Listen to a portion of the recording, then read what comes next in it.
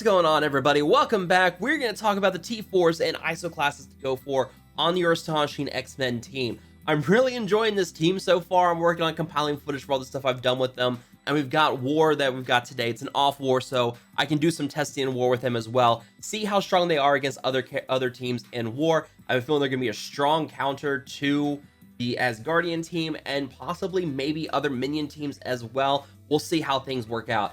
Now, for T4's on this team, the good news is that you don't have to have a heavy investment on this team. In fact, if you're not going to use this team in raids, it's actually going to save you a few T4's, but I highly recommend you use these guys in raids because they are just phenomenal in there. And this is not going to be like Skilletary or Shadowlands where you have to drop 8+ T4's to actually just make the team work. These T4's are what you like to see in a team, like we have with Wave 1 Avengers, where that T4 kind of brings them up to the next level. It doesn't mean that they don't work without the T4. Now, I have 5 T4s across this team, 1 on each character. And I'm sorry, I have 6. I have 2 on Jubilee, but I have 1 on all the other characters. And honestly, if there's any that I'm highly going to recommend that you go for, it's going to be the passive on Jubilee, so that every time someone falls below half health, she fills more speed bar for Beast, and then you get max health and max damage for Astonishing X-Men.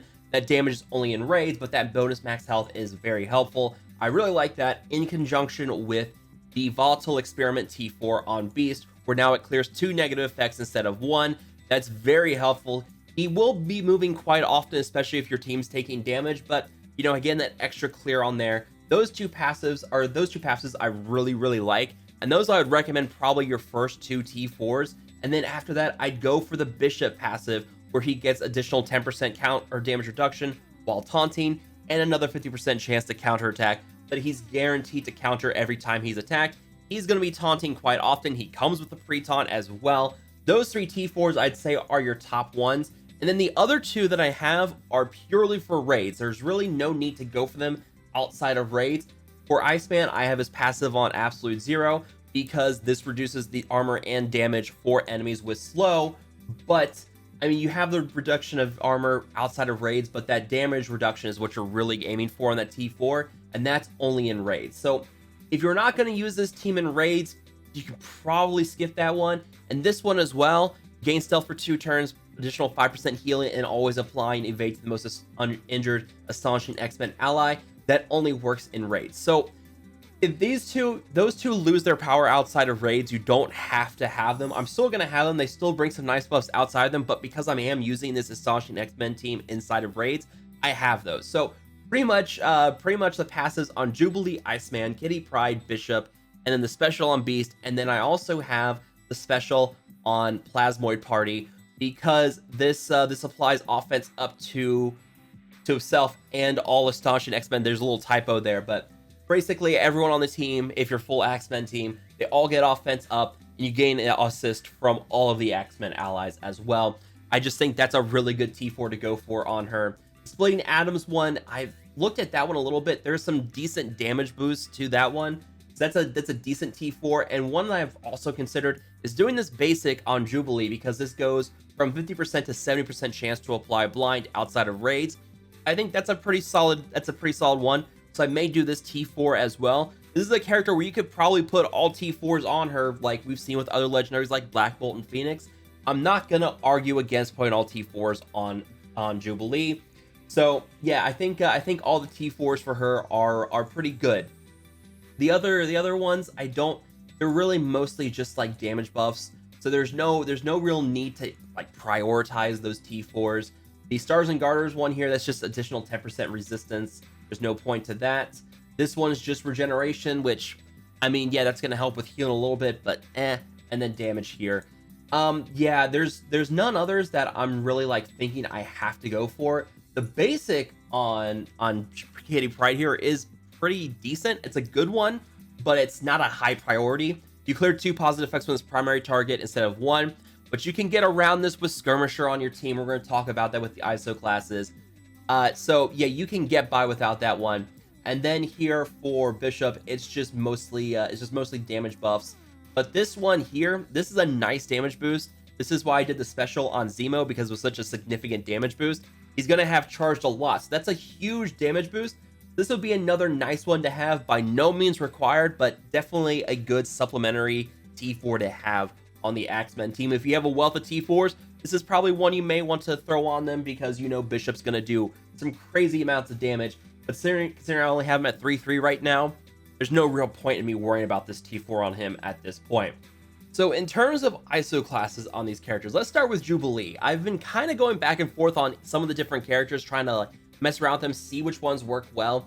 For Jubilee, I'm focusing on Skirmisher. You could also go for Striker on her because of her basic attack, but also possibly Raider because of her ultimate. Now, for her, I'm going Skirmisher because I want to make sure I can get that boosted focus at level 5 with the 50% boosted focus on the level 5 class for Skirmisher. And that means she's going to be able to apply her negative effects more often. On her ultimate, she's able to apply speed down, she's able to apply stun to the primary target, and then offense down for 2 turns on all enemies.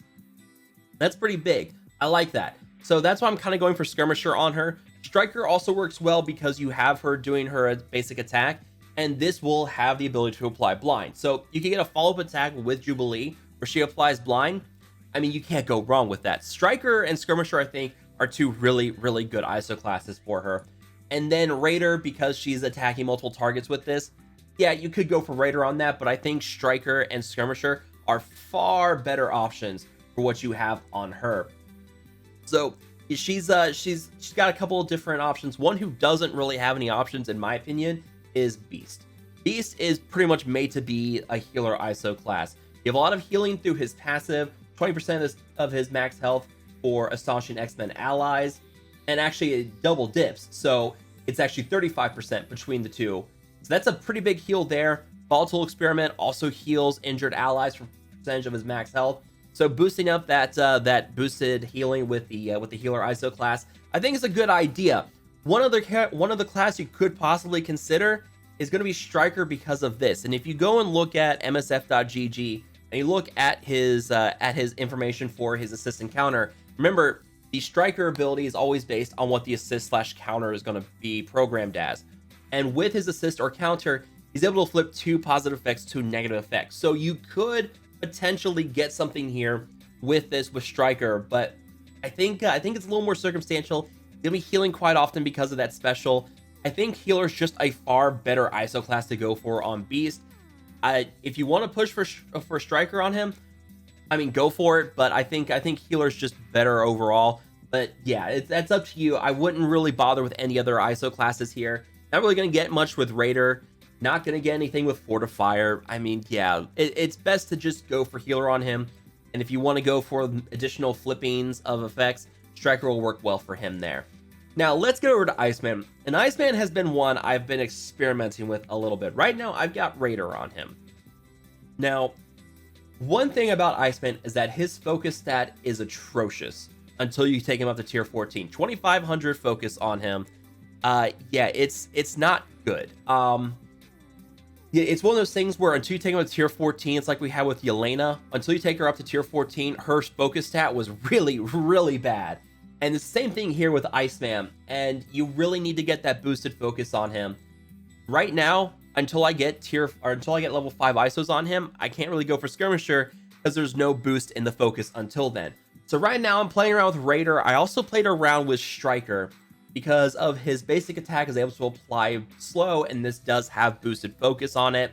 Raider also works very well because he's able to attack multiple targets with all of his different abilities. Maybe he'll attack all enemies with his ultimate. His basic will attack the primary and adjacent targets. So you will get a lot of AoE attacks or team-wide attacks. So Raider will be able to help you land out multiple vulnerables, which you can use for Striker and other characters to set it up. So yeah, I'm going for Raider right now, but once I get level 5 on him, I'm going Skirmisher because I need to make sure that he has speed down applied to enemy targets because of that passive, especially that lowering armor and damage for characters with speed down. That's big. I need to make sure that I have that landing. So I need to make sure I get that boosted focus on him. And then that will make sure I can apply speed down between Ice Slide and Chilling Blast. I just need to make sure I can land those. So Skirmisher, once you have level 5 on him, I think is the best thing to go for him. Until then, Raider or Striker are 2 very good options. There's also the bonus attacks here whenever an enemy has speed down is guaranteed to attack them for like, what is it? Let me see. 140% piercing. His damage stat isn't exactly that high, so you're not getting a lot of damage with this, but you know, hey, it's a little more damage. Striker will help boost that damage as well, but Raider also going to help with the applying vulnerable. So Striker or Raider until you hit level 5, and then go for Skirmisher is what I'd recommend for Iceman. Moving over to Kitty. This one I've got Striker on her right now because of this. She's able to clear positive effects on this. I also like Skirmisher on her again because of that boost to focus, because of LOCKHEED Blast, where it's able to apply offense down to enemies who are not taunting, and flipping taunt to defense down on all taunting enemies. I like that. I like the Disrupted here, especially against enemy tech characters who get disrupted for 2 turns. I think boosting her focus through Skirmisher would be really good. Right now, her focus is a little bit higher than at 4-5. She's got better focus than Iceman, who's at 5-5, and they're both tier 12. She's got 1,000 more focus. So Skirmisher on her would work very well as too, because of that, being able to dispel positive effects, applying negative effects. Striker works well on that. Skirmisher works well. Both those work really well. You could also go for Raider again because she's attacking all enemies there. She's attacking adjacent targets with her Mischievous Sprite.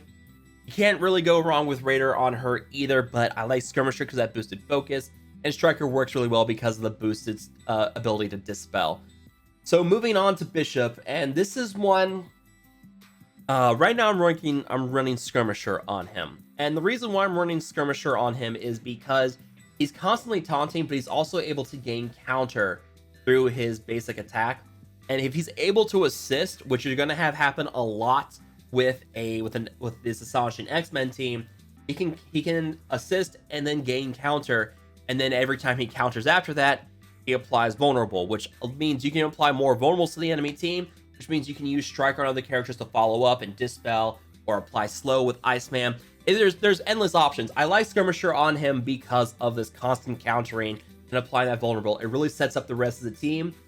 You could also go for Striker on him because he has very solid damage. Right now, I've only at 3-3 on him, 8,400 damage. He's going to have a very respectable damage amount. His Blast from the Past ability is able to do a good, almost, 540% damage there. If he's charged, that's a lot of damage. He's able to gain offense up quite a bit. He's going to be able to do some decent damage with this ability as well. Striker, I think you can't really go wrong with Striker on him. So yeah, either one of those I think will work really well. You could get a little bit of use for Raider with Blast from the Past because he's attacking adjacent targets, but I think that really pales in comparison compared to what you get out of Skirmisher and Striker with him. I think those two are far better options for what you have with Bishop. So those are what I'm working on for T4s and ISOs for these characters. I want to hear from you guys. What ISO classes are you guys considering on these characters? You guys have something different? Let me know down below. But as always, make sure to hit that like button, share, and subscribe, and I will see you guys next time.